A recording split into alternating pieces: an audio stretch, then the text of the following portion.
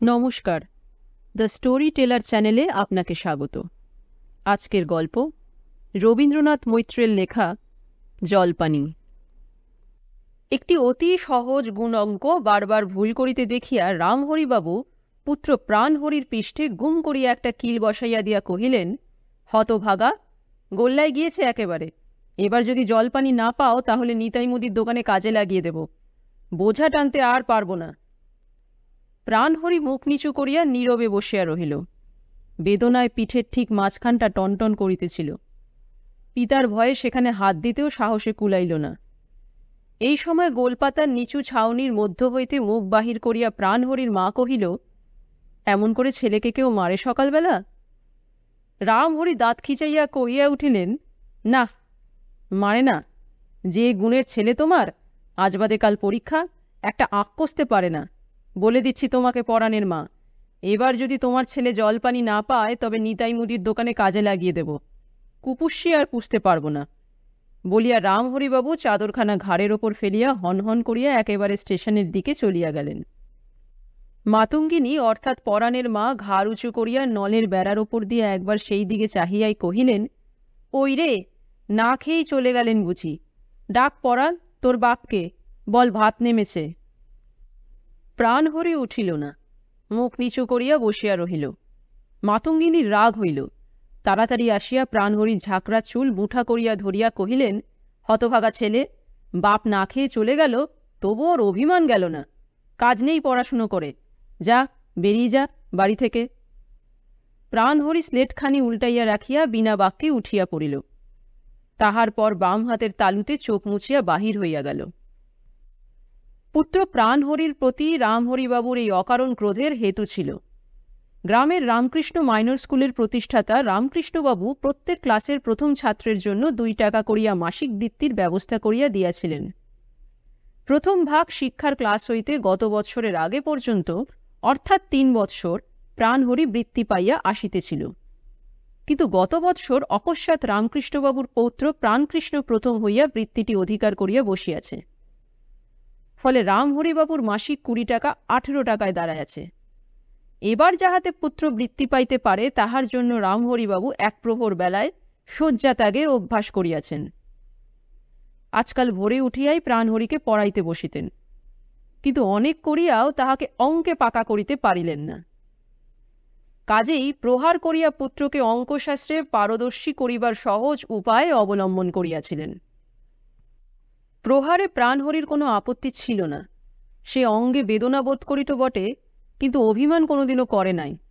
মাতঙ্গিনী ভুল বুঝিয়াছিলেন। আজও প্রাণহরি অভিমান করে নাই। তাহার হইয়াছিল ভয়। বৃত্তি না পাইলে নিতাই মুদির দোকানে কাজে লাগিতে হইবে। পিতার এ কথা শুনিয়াই সে বিভীষিকা দেখিল। স্পষ্ট চোখে পড়িল নিতাই মুদির রক্তচক্ষু, দোকানের ছোকরা চাকর মধুর প্রাত্যহিক নির্যাতন, ঝোলা গুড়ের হাড়ির চারপাশে তাহার আবাল্যের ভীতির হেতু ভীমরুলের ঝাঁক। সে বারবার শিহরিয়া উঠিতে লাগিল এবং মায়ের আদেশে বাড়ি হইতে বাহির হইয়া বাজারের পথের কুলগাছে অজস্র টোপাকুল দেখিয়াও নিতাই মুদির দোকানের কথা ভুলিতে পারিল না। মনে হইল বৃত্তি সে পাইবে না, যেহেতু রামকৃষ্ণবাবু শহর হইতে ইংরেজি স্কুলের মাস্টার আনাইয়া 2 বেলা তাহাদের ক্লাসের প্রাণকৃষ্ণকে পড়াইতেছেন। সে আজকাল মোটা মোটা ইংরেজি বই হইতে অঙ্ক কষিতেছে। কাজেই আর উপায় নাই। 3 মাসের মধ্যেই তাহাকে নিতাই মুদির দোকানের ভীমরুলের মধ্যে গিয়া বসিয়া মিছরির ওজন করিতে হইবে এবং পয়সা গুনিতে ভুল হইলে মধুর মতো 2 বেলা কানমোলা খাইতে হইবে।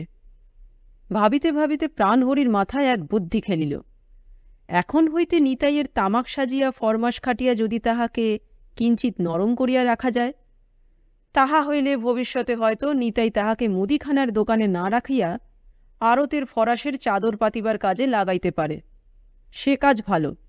আড়তে ভীমরুল অথবা বোলতার উপদ্রব নাই। ভাবিতে ভাবিতে প্রাণহরি 2টি টোপাকুল কুড়াইয়া লইয়া চিবাইতে চিবাইতে অন্যমনস্কভাবে বাজারের দিকে চলিয়া গেল। নিতাই মুদিকে 1 ছিলিম তামাক সাজিয়া দিয়া তাহার অনুমতিক্রমে প্রাণহরি ডাল চালের ঝাঁকার সম্মুখে বসিয়া নিবিষ্ট চিত্তে মধুর নিকট হইতে ওজন দেওয়া শিক্ষা করিতেছিল। বা হাতের বুড়ো আঙ্গুল কায়দা মাফিক পাল্লাতে ছোঁয়াতে পারিলে কেমন করিয়া শেরকে 1 ছটাক মাল কম দেওয়া যায় মধু তাহাকে তাহাই শিখাইতেছিল, কিন্তু প্রাণহরি কৌশলটি আয়ত্ত করিতে পারিতেছিল না।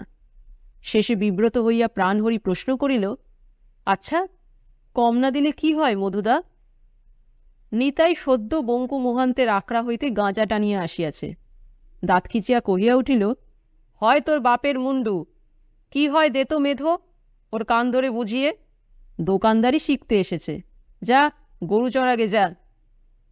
প্রাণহরি ভয়ে মধুর নিকট হইতে 2 হাত সরিয়া বসিল, কিন্তু উঠিল না। প্রাণহরি ভবিষ্যতের কথাই ভাবিতেছিল। এমন সময় কে ডাকিল, তুই সকালবেলা দোকানে বসে কেন মিতে?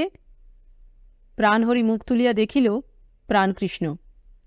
প্রাণহরি কথা কহিবার পূর্বেই প্রাণকৃষ্ণ পকেট হইতে কাগজে মোড়া একটি পদার্থ বাহির করিয়া কহিল, আয়, পাটালি খাবি, মা দিয়েছে। প্রাণহরি ধীরে ধীরে মাচা হইতে নামিয়া আসিয়া প্রাণকৃষ্ণের কাছে গিয়া দাঁড়াইল। পাটালিখানা ঠিক সমান 2 ভাগে ভাঙ্গিয়া 1 ভাগ প্রাণহরির হাতে দিয়া প্রাণকৃষ্ণ কহিল, খা, খুব ভালো পাটালি, কাল আমাদের জমিদারি থেকে এসেছে। প্রাণহরি পাটালি হাতে করিয়া দাঁড়াইয়া রহিল, খাইল না। প্রাণকৃষ্ণ কহিল, খাচ্ছিস না যে মিতে, কি হয়েছে তোর আজ? উত্তরের জন্য প্রাণকৃষ্ণ প্রাণহরির মুখের দিকে চাহিয়া দেখিল প্রাণহরির চোখ ছলছল করিতেছে।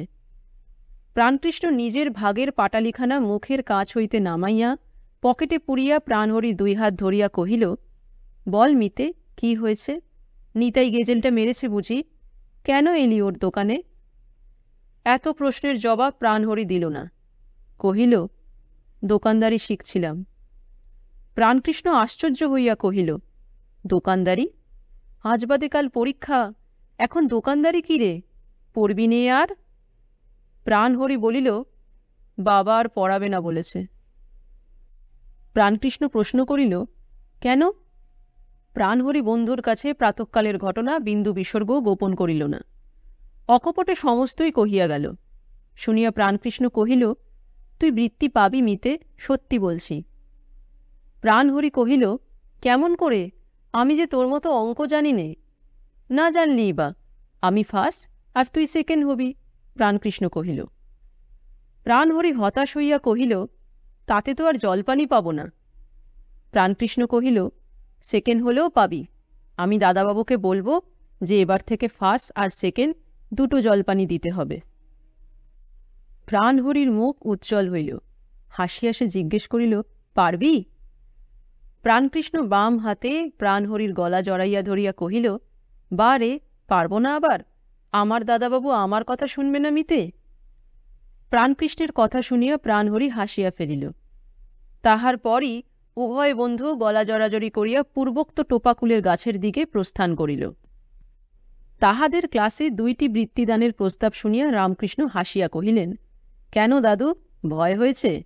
ফার্স্ট হতে পারবে না বুঝি? তা হবে না, কিন্তু ফার্স্ট হওয়া চাই। প্রাণকৃষ্ণের আত্মমর্যাদায় আঘাত লাগিল। ভয় নহে, বন্ধুর উপকারের জন্যই যে সে প্রস্তাব করিয়াছে, সে কথাটি সদম্বে বলিতে ইচ্ছা করিল, কিন্তু সাহস হইল না, কেননা বলিতে গেলেই প্রাণহরির কথা বলিতে হইবে। এদিকে প্রজার ছেলে প্রাণহরির সহিত মিতালি করিতে জননী এবং পিতামহ উভয়েরই নিষেধ ছিল। কাজেই উভয় সংকটে পড়িয়া দাদা মহাশয়ের শ্লেষটি বিনা বাক্যবায়ে প্রাণকৃষ্ণ স্বীকার করিয়া লইল এবং খানিকক্ষণ ধরিয়া রামকৃষ্ণবাবুর মহাভারতখানা নাড়াচাড়া করিয়া প্রস্থান করিল। রাত্রি 9টার প্যাসেঞ্জার গাড়ি হুস হুস করিয়া চলিয়া গেল। তবু আজ প্রাণকৃষ্ণের ঘুম আসিল না। বারবার প্রাণহরির কথাই মনে পড়িতে লাগিল। বৃত্তি যদি সে না পায়, তাহা হইলে গাঁজাখোর নিতাই ময়রার দোকানে সে বাতাসা ওজন করিবে। তাহা কেমন করিয়া সম্ভব? ভাবিতে ভাবিতে উঠিয়া খোলা জানলা দিয়া বাহিরে চাহিল। বাজারের সেই অশ্বত্থ গাছটা আপছায়া দেখা যাইতেছে। গত বৎসর কালীপূজার রাত্রিরে বারোয়ারি তলায় 2 বন্ধু নাটকের অভিনয় হইতেছিল। প্রাণকৃষ্ণ ও প্রাণহরি পাশাপাশি বসিয়া যাত্রা শুনিতেছিল। শেষের দিকে ভাবাবিষ্ট হইয়া দুজনেই কাঁদিয়া ফেলিল। প্রাণকৃষ্ণ বুঝিল, জগতে যাহার বন্ধু নাই, তাহার কেও নাই। প্রাণকৃষ্ণ কি বুঝিল তাহা সে জানিল না, কিন্তু দুজনেই একসঙ্গে ফিরিবার পথে ওই অশ্বত্থতলায় আসিয়া দাঁড়াইল। প্রাণহরি ভয় পাইয়া কহিল, এইখানটা এলেই গা ছমছম করে। প্রাণকৃষ্ণ তাহার গলা জড়াইয়া ধরিয়া কহিল, ভয় কি ভাই, আমরা দুজনেই তো প্রাণ, আয় দুজনা বন্ধু হই। প্রাণহরি তৎক্ষণাৎ রাজি হইল এবং দুজনেই যাত্রাপালার বন্ধুদ্বয়ের বক্তৃতার যতগুলি কথা মনে ছিল উচ্চারণ করিয়া বন্ধু হইল। কেবল রাত্রিকাল এবং অমাবস্যা বলিয়া আকাশের সূর্যচন্দ্রকে সাক্ষী রাখিল। ভাবিতে ভাবিতে সমস্ত কাহিনী স্পষ্ট করিয়াই প্রাণকৃষ্ণের মনে হইল। তাহার চোখে জল আসিল। পরদিন প্রাতঃকালে ভাগ অঙ্কের প্রণালী ভালো করিয়া বুঝাইবার জন্য কেবল রামহরিবাবু প্রাণহরির পৃষ্ঠ লক্ষ্য করিয়া মুষ্টি উদ্যত করিয়াছেন। এমন সময় আঙিনায় প্রাণকৃষ্ণ প্রবেশ করিল। রামহরিবাবু উদ্যত মুষ্টি সংবরণ করিলেন, কিন্তু সমস্ত ব্যাপারটা প্রাণকৃষ্ণ দেখিয়া লইল। সহসা প্রভাতের সূর্যালোক তাহার কাছে অত্যন্ত ম্লান বলিয়া বোধ হইল। সে একবার অত্যন্ত করুণ দৃষ্টিতে অঙ্কের খাতায় বদ্ধ দৃষ্টি প্রাণহরির দিকে চাহিল। তাহার পর তাড়াতাড়ি বাহির হইয়া গেল এবং মার্বেলের থলিতে লুকাইয়া প্রাণহরির মাতার জন্য যে নতুন আলু আনিয়াছিল সেগুলি চৌমাথায় ডোবার জলে ঢালিয়া দিয়া বাড়ি ফিরিল। স্কুলে পৌঁছিয়াই প্রাণহরি দেখিল বেঞ্চের এক কোণে প্রাণকৃষ্ণ চুপ করিয়া বসিয়া ভূগোল পড়িতেছে। প্রাণহরি বলিল, আজ আমাদের বাড়ি সকালবেলা তুই গিয়েছিলি মিতে? প্রাণকৃষ্ণ কহিল, হ্যাঁ। প্রাণহরি প্রশ্ন করিল, কেন? দাদা মহাশয়ের সহিত গত সন্ধ্যায় যে কথাবার্তা হইয়াছিল তাহাই বন্ধুকে জানাইয়া বন্ধুর বৃত্তিলাভের একটি সুবিধাজনক উপায় উভয়ে পরামর্শ করিয়া স্থির করিবে, এই অভিপ্রায়ে প্রাণকৃষ্ণ বন্ধুর বাড়িতে গিয়াছিল। কিন্তু প্রাতঃকালে বন্ধুর যে নির্যাতন সে প্রত্যক্ষ করিয়াছিল তাহার পর আর এই নিদারুণ সংবাদ সে প্রাণহরিকে দিতে পারিল না। সংক্ষেপে কহিল, তোকে দেখতে। প্রাণহরি কহিল, আর সকালবেলা যাসনি মিতে? তোদের গনসা চাকর খেজুর রস পাড়তে গিয়ে আমাদের বাড়ির দিকে চেয়ে দেখছিল, তোর দাদুকে বলে দেবে। প্রাণকৃষ্ণ শুধু কহিল, বয়ে গেল। এই সময় মাস্টারমশাই আসিয়া পড়িলেন। কথাবার্তা আর অগ্রসর হইল না। ছুটির পর অকস্মাৎ প্রাণকৃষ্ণ প্রাণহরিকে বারান্দার এক কোণে ডাকিয়া আনিয়া মৃদুস্বরে প্রশ্ন করিল, তোর বাবা তোকে মারে মিতে? প্রাণহরি কহিল, প্রাণকৃষ্ণ জিজ্ঞাসা করিল, কেন? প্রাণহরি বলিল, বৃত্তি পাইনি তাই। প্রাণকৃষ্ণ বলিল, বলিস তোর বাবাকে আর তোকে যেন না মারে। বাবা জমিদারি থেকে ফিরে এলে তাকে বলে তোকে জলপানি দেওয়াব। কাল দাদামশাইকে বৃত্তিদানের প্রস্তাব বলিয়াছিল, আজ আবার বাবার জন্য প্রতীক্ষা করিবার কি প্রয়োজন আছে সে প্রশ্ন আর প্রাণহরির মনে উঠিল না। সে খুশি হইয়া কহিল, বলবো। সপ্তাহ পরে যখন প্রাণকৃষ্ণের পিতার চিঠি আসিল যে তিনি 2 মাসের মধ্যে ফিরিতে পারিবেন না, তখন প্রাণকৃষ্ণ একেবারে হতাশ হইয়া পড়িল। বন্ধুকে বৃত্তিদানের আর কোনো উপায় সে চিন্তা করিয়া উঠিতে পারিল না। এদিকে পরীক্ষারও আর দিন 7 মাত্র বাকি আছে। এক রাত্রে অঙ্ক যদি সমস্ত ভুলিয়া যাইতে পারিত তাহা হইলে বেশ হইত, কিন্তু তাহাতেও বিপদ আছে। প্রাণহরির নিচে হইলে বাড়ির মাস্টার গোপালবাবু তাহার কান টানিয়া ছিঁড়িয়া ফেলিবেন বলিয়া শাসাইয়াছেন। পর্দার আড়ালে প্রচ্ছন্নে থাকিয়া তাহার মাতাও বিধুঝির মারফতে গোপাল মাস্টারের প্রস্তাবে সম্মতি দান করিয়াছেন। এখন যদি জ্বর হইয়া পড়ে তাহা হইলে সকল দিক রক্ষা হয়, কিন্তু জ্বর হয় কি করিয়া? অনেক ভাবিয়া স্থির করিল, এখন দেবতা ছাড়া আর কোনো উপায় নাই। কলুপাড়ার মা মঙ্গলচণ্ডী জাগ্রত দেবতা। মনে মনে তাহাকে প্রণাম আর সেই সঙ্গে পার্শ্বিকা প্রণামী মানসিক করিয়া 7 দিনের জন্য অসুখের প্রার্থনা জানাইয়া প্রাণকৃষ্ণ সেদিন কিঞ্চিৎ স্বস্তি বোধ করিল। রাত্রে মনে হইল শীত যেন একটু বেশি বোধ হইতেছে। জ্বরের পূর্বলক্ষণ ভাবিয়া সে 2 করতল কপালে ঠেকাইয়া মঙ্গলচণ্ডীকে প্রণাম করিল। কিন্তু সকালে কপালে হাত দিয়া দেখিল কপাল ঠান্ডা। বুঝিল যে বন্ধুর অদৃষ্ট মন্দ, মঙ্গলচণ্ডীর তাহার ওপর কোনো দয়া নাই।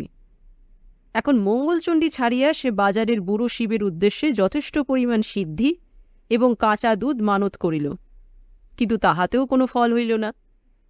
হতভাগ্য প্রাণহরির প্রতি কোনো দেবতাই প্রসন্ন হইলেন না দেখিয়া প্রাণকৃষ্ণের আজ চিন্তার অবধি রহিল না। সমস্ত দিন প্রাণহরির শুষ্ক মুখ, রামহরিবাবুর বদ্ধ মুষ্টি, নিতাই ময়রার রক্তচক্ষু পর্যায়ক্রমে প্রাণকৃষ্ণের মনে পড়িতে লাগিল। পরশু পরীক্ষা। প্রাণহরি নিশ্চয়ই তাহার কথার ওপর নির্ভর করিয়া বসিয়া আছে। বৃত্তিলাভের কোনো ভরসা নাই, এ কথা শুনিলে বন্ধুর কি অবস্থা হইবে তাহা ভাবিতেও প্রাণকৃষ্ণের গা কাটা দিয়া উঠিল। সন্ধ্যায় নিতান্ত অস্থির হইয়া প্রাণকৃষ্ণ লেভেল ক্রসিংয়ের রাস্তায় ঘুরিয়া বেড়াইতেছিল। এমন সময় দেখিল তাহাদের বাড়ির গরুর রাখাল বাগদিদের ছেলে গুপি রেল লাইনের ধারে বসিয়া বাঁশি বাজাইতেছে। গুপিকে দেখিয়াই প্রাণকৃষ্ণের মনে আশু বিপদ মুক্তির একটু ক্ষীণ আশা জাগিয়া উঠিল। গুপি জ্বরের অছিলায় মাসে ৮-১০ দিন কাজ কামাই করে। জ্বর হইবার উপায় তাহার জানা সম্ভব। প্রাণকৃষ্ণ ডাকিল, গুপি। গুপি মুখ ফিরাইয়া প্রাণকৃষ্ণকে দেখিল। তারপর তাড়াতাড়ি উঠিয়া আসিয়া প্রশ্ন করিল, কি দাদাবাবু? প্রাণকৃষ্ণ কহিল, কাউকে বলবি না বল, মা কালীর দিব্যি। গুপি তৎক্ষণাৎ শপথ করিল। প্রাণকৃষ্ণ প্রশ্ন করিল, তুই জ্বর করিস কি করে? গুপি ভয় পাইল। পাছে দাদাবাবু কর্তাবাবুকে বলিয়া দেয়। সেই ভয়ে কহিল, জ্বর এমনি হয়। প্রাণকৃষ্ণ রাগিয়া উঠিল। এমনি জ্বর কখনো হয় না, সত্যি কথা বল, কাউকে বলবো না আমি। গুপি আশ্বস্ত হইয়া কহিল, মুন্সিদের এদোপুকুরে গুনে গুনে গন্ডাষ্টিক ডুব দিলেই জ্বর আসে দাদাবাবু। ডুব বলে পেঁয়াজ রাখলেও গাঁ তাতে, কিন্তু প্রহর খানেকের বেশি থাকে না। প্রাণকৃষ্ণ আচ্ছা বলিয়া চলিয়া গেল। সতর্ক দৃষ্টিতে চারিদিকে দেখিয়া মুন্সিদের এদোপুকুরের বাঁশঝাড়ের মধ্যে হইতে যখন প্রাণকৃষ্ণ বাহির হইল, তখন সূর্য ডুবিয়াছে। পথে আসিয়া মনে হইল যে গুপি সত্য কথাই কহিয়াছে। সর্বাঙ্গে অত্যন্ত শীত বোধ হইতেছে ও মাথাও টনটন করিতেছে। প্রভাতে গুপিকে ১ সিকি বকশিস দিবে স্থির করিয়া প্রাণকৃষ্ণ বাড়ি ফিরিল। ২ দিন প্রাণকৃষ্ণের সঙ্গে প্রাণহরির সাক্ষাৎ হয় নাই। পরীক্ষার হলে আসিয়া প্রাণহরি তাহার বন্ধুর সন্ধান করিয়া শুনিল যে সে পরীক্ষা দিবে না। কারণ কেহ বলিতে পারিল না। স্কুল হইতে ফিরিবার পথে প্রাণকৃষ্ণের পরিবার নিচের ঘরখানির রুদ্ধ জানলায় মুখ লাগাইয়া সে সতর্ক মৃদুস্বরে ডাকিল, মিতে। প্রথম আহ্বানে কোনো জবাব আসিল না। দ্বিতীয়বার ডাকিতেই পাশের একটি জানলা হইতে মুখ বাড়াইয়া বিধুঝি কহিল, তেনার অসুখ গো অসুখ, বের হবেক নি। প্রাণহরির মুখখানি ছোট হইয়া গেল। শঙ্কিত কণ্ঠে সে জিজ্ঞাসা করিল, খুব অসুখ ঝিমাসি? বিধুঝি কহিল, খুব বলে খুব, আকাশ পাতাল জ্বর। বন্ধুকে একবার দেখিবার প্রার্থনা জানাইবার পূর্বে বিধুঝি জানলা বন্ধ করিয়া দিল। অঙ্কের পরীক্ষার দিন স্কুলের পথেই প্রাণহরি সংবাদ পাইল যে প্রাণকৃষ্ণ জ্বরের ঘোরে জলপানি জলপানি বলিয়া চেঁচাইতেছে। সংবাদ শুনিয়াই সে বন্ধুর বাড়ির দিকে চলিল। বাড়ির সদর দরজার রাস্তায় সারি সারি মোটরকার দেখিয়া ভয়ে আর বাড়িতে ঢুকিতে তাহার সাহসে কুলাইল না। পরের কাহিনী অত্যন্ত সাধারণ। মাসখানেক পর একদিন প্রাতঃকালে স্কুলের নোটিশ বোর্ডে পরীক্ষার ফল টাঙাইয়া দেওয়া হইল। প্রাণহরি প্রথম হইয়া জলপানি পাইয়াছে। প্রাণহরি সংবাদটি দেখিল, কিন্তু অনেক চেষ্টা করিয়াও হাসিতে পারিল না। স্কুলের দরজার গায়ে লাগানো পুরাতন ছিন্নপ্রায় নোটিশটির দিকে বারবার চাহিতে চাহিতে তাহার চক্ষু জলে ভরিয়া উঠিতে লাগিল। নোটিশে লেখা ছিল, অত্র স্কুলের অন্যতম শ্রেষ্ঠ ছাত্র শ্রীমান প্রাণকৃষ্ণ তালুকদারের জ্বর বিকার রোগে পরলোক গমন উপলক্ষে অত্র স্কুল অদ্য তারিখ হইতে ৭ দিন বন্ধ রহিল।